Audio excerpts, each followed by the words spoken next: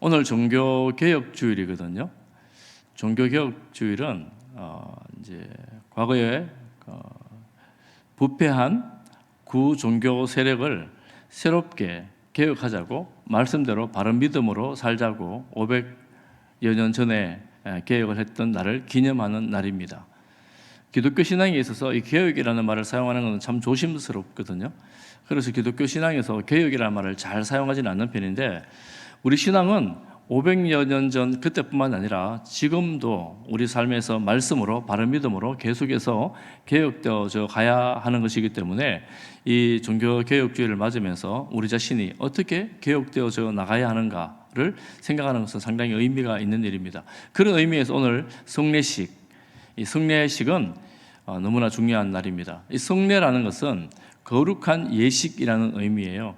기독교에서, 개신교에서 이 성례는 두 가지가 있습니다. 예수님께서 직접 명령하신 거룩한 예식이 두 가지가 있는데 이 세례식과 성찬식입니다. 그래서 개신교에서, 기독교에서 이 성례식 이렇게 말할 때 이 세례식과 성찬식을 성례라고 말하는구나, 거룩한 예식이라고 말하는구나 라는 것을 우리가 좀 알고 있으면 좋겠죠. 캐톨릭에서는 7가지의 성례가 있습니다. 그렇지만 개신교에서는 2가지만 이렇게 성례로 여기고 그렇게 예식을 행합니다. 친히 예수님께서 명령하신 이 예식이죠. 2000년 동안 이어온 예식입니다. 대단한 전통 아니겠습니까?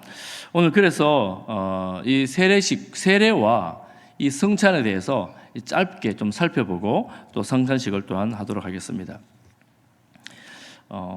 마태복음 28장 19절에 보면 예수님께서 부활하시고 난 다음에 제자들에게 이렇게 말씀하죠. 그러므로 너희는 가서 모든 민족을 제자로 삼아 아버지와 아들과 성령의 이름으로 세례를 베풀라, 이렇게 말씀을 하십니다. 땅끝까지 나가서 예수 그리스도의 십자가와 부활, 복음을 전해야 될 제자들에게 믿고 천국 가게 해라, 이렇게 하면 될 텐데, 복음만 전하면 된다, 이렇게 하면 될 텐데, 예수님은 그렇게 말씀하시지 않고 제자로 삼아라, 이렇게 말씀하십니다. 제자로 삼아라. 그런데 우리가 신앙생활 하면서 야, 믿고 천국 가면 되지, 뭐가 필요하냐, 이렇게 생각할 수가 있지만 주님의 말씀은 그것이 아닙니다. 제자가 되어야 된다. 누구의 제자일까요? 주님의 제자, 예수님의 제자가 되어야 된다. 제자는 말로만 따르는 사람이 아니고 선생님의 말과 성품과 행동을 따라가는 사람이 진정한 제자입니다. 겉으로만 아니라 마음으로 따라가는 제자가 되어야 된다는 것입니다. 그런데 제자로 삼으라고만 말씀하신 것이 아니라 세례를 베풀라, 이렇게 말씀하십니다. 성부와 성자와 성령의 이름으로 세례를 베풀라. 그러니까 예수님께서 이 세례를 굉장히 중하게 보신 거예요. 세례 받든지 안 받든지 믿으면 그만이지 무슨 세례가 필요하냐, 이렇게 생각하는 것은 하나님을 잘 모르는 것이고 성경을 잘 모르는 것입니다. 그러면 세례가 어떤 의미가 있기에 이렇게 중요한가? 한 3가지 정도로 정리를 하면, 사도행전 2장 38절에 베드로가 설교한 후에 우리가 어떻게 살아야 되냐고 물을 때에 우리 같이 한번 읽어보겠습니다. 이렇게 대답합니다. 시작. 베드로가 이르되 너희가 회개하여 각각 예수 그리스도의 이름으로 세례를 받고 죄사함을 받으라. 그리하면 성령의 선물을 받으리니. 세례를 받아라, 이렇게 말합니다. 회개하고 세례를 받아라. 그럼 어떻게 돼요? 죄사함을 받습니다. 죄사함을 받는다. 세례는 죄사함을 의미합니다. 어떻게 내가 이렇게 물로 세례를 받지 않습니까? 침례나 우리가 주는 장로교식 세례는 물로 행하는 것입니다. 이 씻는다는 의미가 있죠. 죄를 씻는다는 의미가 있습니다. 그래서 세례를 받는 것은 내 죄를 씻는 것을 모든 사람 앞에서 공중에 드러내는 것이구나 하는 것을 알려주는 거예요. 우리가 예수님을 믿을 때 이미 죄사함을 받습니다. 성령의 은혜로 죄사함을 받습니다. 그런데 그것으로 믿는 것으로 끝나는 것이 아니라 모든 사람 앞에서 세례를 받음으로 내 죄가 씻어진다라는 것을 보여주는 것입니다. 그리고 또 한 가지는 더 중요한 것이라고 할 수가 있죠. 예수님과 연합하는 것입니다. 로마서 6장 3절, 4절, 5절에 보면 이 세례에 대해서 설명하면서 강조하는 것이 있습니다. 3절에도 그리스도 예수와 합하여 세례를 받은 우리는 그의 죽으심과 합하여 세례를 받고, 4절에도 그의 죽으심과 합하여 세례를 받고 함께 장사되고, 그리고 또 5절에도 보면 그의 부활과 같은 모양으로 연합한 자도 되리라. 그러니까 합하여, 연합하여 예수님과 함께 죽고 함께 살아나는 것입니다. 세례를 받은 사람들은 나는 예수님과 함께 죽은 사람이에요. 살아있는데요. 우리의 과거의 모습, 구습, 옛사람은 예수님과 함께 십자가에서 다 죽은 거예요. 다시 살아날 때는 예수님의 새 생명으로 살아나는 것입니다. 그래서 예수님이 살아난 것처럼 우리도 예수님과 연합하여 부활하는 것입니다. 부활의 소망을 가지게 되었습니다. 그래서 이 세례는 예수님과 하나가 되는 것입니다. 예수님과 하나가 되어 죽고 살아가고, 예수님과 하나가 될 뿐만 아니라 에베소서 4장 5절에는 사도 바울은 이 교회가 하나가 되어야 된다는 것을 말하면서, 하나가 되어야 된다는 것을 말하면서 주도 한 분이시요 믿음도 하나요 세례도 하나다 이렇게 말합니다. 즉 예수 그리스도를 구주와 주님으로 믿는 모든 성도들은 하나가 되었다. 주님도 믿음도 세례도 하나다. 우리가 하나가 되었다는 의미로 이렇게 말씀을 합니다. 세례를 받는다 하는 것은 바로 그런 의미가 있습니다. 우리 모두가 똑같은 고백을 하는 거예요. 예수님께서 나의 죄를 위해서 죽으시고 살아나셨습니다. 여러분 이런 고백 다 하셨지요? 오늘 이 질문을 했잖아요. 이 세례 받는 분들이, 또 학습 받는 분들도 이 질문에 다 예라고 크게 대답을 했습니다. 우리 모두는 똑같은 신앙 고백을 하는 한 믿음을 가진 성도들입니다. 할렐루야. 그러므로 우리는 주님 안에 하나가 되었습니다. 그러니까 세례는 죄를 씻고 또한 예수님과 연합하고 교회 성도들이 하나가 되게 하는 그런 예식입니다. 더 많은 예식 의미가 있지만 이 정도로 정리를 하고, 또한 성찬에 대해서 우리가 또한 짧게 좀 살펴볼 것은, 성찬 역시 예수님께서 제자들에게 행하신, 그를 믿는 자들에게 행하신 명령입니다. 그래서 지금까지 세례와 더불어 2000년 이상 지속되어 온 교회의 예식입니다. 우리가 읽었던 본문의 말씀 고린도전서 11장 23절에 보면 내가 너희에게 전한 것은 주께 받은 것이니, 주님의 명령이라는 것입니다. 우리가 잘 알죠. 주 예수께서 잡히시던 밤에 떡을 가지사 축사하시고 떼어 이르시되 이것은 너희를 위하는 내 몸이니 이것을 행하여 나를 기념하라 이렇게 말씀하셨어요. 식후에 또한 그와 같이 잔을 가지시고 이르시되 이 잔은 내 피로 세운 새 언약이니 이것을 행하여 마실 때마다 나를 기념하라. 너희가 이 떡을 먹으며 이 잔을 마실 때마다 주의 죽으심과 또한 그가 오실 때까지 전하는 그의 죽으심을 그가 오실 때까지 전하는 것이니라 이렇게 말씀하셨습니다. 주님의 명령이고 주님 재림하실 때까지 행하라고 말씀하신 거예요. 그런데 사실은 여러분 이 말은 굉장히 충격적인 말씀입니다. 이 성찬의 상징을 하는 사건 하나가 있었는데 요한복음 6장에 보면 오병이어 기적이 나옵니다.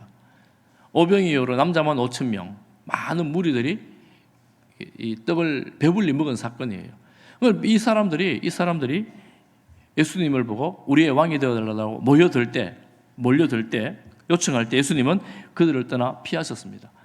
다음 날 이들이 예수님을 찾아왔습니다. 예수님이 그들을 책망하십니다. 너희가 나를 따르는 것은 배가 불렀기 때문이다. 배가 불렀기 때문이다. 그때 그러면 사실은 말씀이 뭐냐면 요한복음 6장 53절 이하의 말씀에 보면 인자의 살을 먹지 아니하고 인자의 피를 마시지 아니하면 너희 속에 생명이 없느니라. 내 살을 먹고 내 피를 마시는 자는 영생을 가졌고 마지막 날에 내가 다시 살리겠다. 내 살은 참된 양식이고 내 피는 참된 음료로다. 또 내 살을 먹고 내 피를 마시는 자는 내 안에 거하고 나도 그의 안에 거한다. 그러니까 예수님의 살과 피를 이걸 먹고 마셔야 된다는 거예요. 여러분 얼마나 충격적인 말입니까? 얼마나 어려운 말이에요. 그러니까 이 백성들이 떠나가 버립니다. 무슨 소리를 하는 거야 지금. 말도 안 되는 말을 먹고 어떻게 마시나. 그때 떠나가는 그들을 향한 예수님 하시는 말씀이 뭐냐면 6장 63절 우리 같이 한번 읽어보겠습니다. 6장 같이 봅니다. 시작. 살리는 것은 영이니 육은 무익하니라. 내가 너희에게 이른 말은 영이요 생명이라. 이 사람들은 육신의 것을 생각하니까 예수님의 말을 도무지 이해할 수가 없는 거예요. 그런데 예수님은 이게 육이 아니고 영이다. 영적인 것이다. 여러분 성찬식은 그야말로 영적인 예식입니다. 예수님의 살과 피를 먹는 예식이에요. 육신의 배가 불렀기 때문에 그분이 우리의 왕이 되어야 된다고 생각하는 그들에게 내 살을 먹어야 된다. 육신의 배가 아니라 영적으로 살아야 된다. 영생을 가져야 한다라고 주님 말씀하시는 거예요. 그리고 육신만을 추구하는 자들에게 이 승천의 의미는 예수님은 이해 못할 예식일 뿐입니다. 사실 어려운 말씀입니다. 예수님은 마지막 만찬에서 제자들에게 다시 이 말씀을 하시죠. 내가 나눠주는 이 떡을 받아라, 잔을 받아라, 마셔라, 먹어라. 그러니 전에 말씀했던 오병이어 기적 이전에 말씀했던 그 말씀을 마지막 만찬에서 다시 한번 말씀하심으로 이 제자들이 조금은 더 이해하게 되어지는, 이해하고 주님을 따라가게 되는 이 만찬임을 알게 되는 것입니다. 영적인 의미로 이 만찬을 행하게 되는 것입니다. 그리고 또한 중요한 것 한 가지는 이 만찬이 우리에게 주는, 이 성만찬이 우리에게 주는 의미 한 가지는 고린도전서 10장 16절 말씀에 보면 우리가 축복하는 바 축복의 잔은 그리스도의 피에 참여함이 아니며 우리가 떼는 떡은 그리스도의 몸에 참여함이 아니냐. 10장 17절을 우리 같이 한번 보겠습니다. 시작. 떡이 하나요 많은 우리가 한 몸이니 이는 우리가 다 한 떡에 참여함이라. 우리 모두가 이 떡을 받고 잔을 받으면서 하나가 되는 거예요. 여러분, 세례가 우리 온 성도가 하나가 되는, 한 믿음을 고백하고 하나가 되는 예식이라고 했다면 승천은 우리 모두가 다 하나가 되는 것입니다. 좀 더 구체적으로 설명하면 이 세례를 받는 분들이 하나 되는 우리 교회 안에 교회가 된 거예요. 우리 교회 성도가 된 거예요. 이렇게 고백하는 것이 더 우리 교회 전체가 하나가 되는 것입니다. 그래, 하나가 되는데 들어오는 방법은 세례예요. 그래서 교회는 예수님을 머리로 하는 몸으로서 이 몸에 흘러가는 피는 곧 예수님의 피입니다. 그래서 우리 온 성도가 주님 안에서 하나가 되는 거예요. 할렐루야. 옆에 있는 성도와 여러분, 우리가 하나가 되는 거예요. 한 가족이 되는 거예요. 그래서 교회는 한 피바다 한 몸 이룬 형제 자매들입니다. 이제 성찬을 베풀 텐데 성찬을 베풀기 전에 마지막으로 한 가지 살펴보고 성찬을 하도록 하겠습니다. 고린도전서 11장 27절에 보면 그러므로 누구든지 주의 떡이나 잔을 합당하지 않게 먹고 마시는 자는 주의 몸과 피에 대하여 죄를 짓는 것이니라. 이제 여러분 성찬을 할 거예요. 여러분 대부분은 세례를 받았기 때문에 이 성찬에 동참하실 거예요. 아직 학습만 받은 분은 성찬에 이제 아직 동참하시면 안 됩니다. 떡을 받고 잔을 받을 수 없고. 그러는데 세례 받은 분들, 또 유아 세례 받고 또 입교하신 분들은 다 성찬에 동참하십니다. 그런데 해야 될 게 뭐라고요? 사람이 자기를 살피고 그 후에야 이 떡을 먹고 이 잔을 마실지니. 여러분, 이 떡을 받기 전에, 잔을 받기 전에 여러분 스스로를 살펴보시기를 바랍니다. 나를 위해서 찢어져 주신 주님의 이 몸을 내가 받는 것이 합당한 사람인가? 합당한 삶을 살았는가? 주님의 그 흘려주신 피를, 그 잔을 받으면서 나는 최소한 지난 한 주간, 지난 시간에 내가 어떤 삶을 살았는가? 돌아보면서 이 잔과 떡을 받는 거예요. 주의 몸을 분별하지 못하고 먹고 마시는 자는 자기의 죄를 먹고 마시는 것이니라. 주니까 그냥 이게 무슨 의미가 있어? 그냥 떡 한 조각, 이 진짜 한 잔도 안 되는, 목에 넘어갈 것도 없는 이 그냥 잔 한 잔 받는 게 이게 무슨 의미가 있나? 홀짝 먹고 그냥 먹는다면 주님의 몸을, 주님의 흘려주신 보혈을 무시하는 것입니다.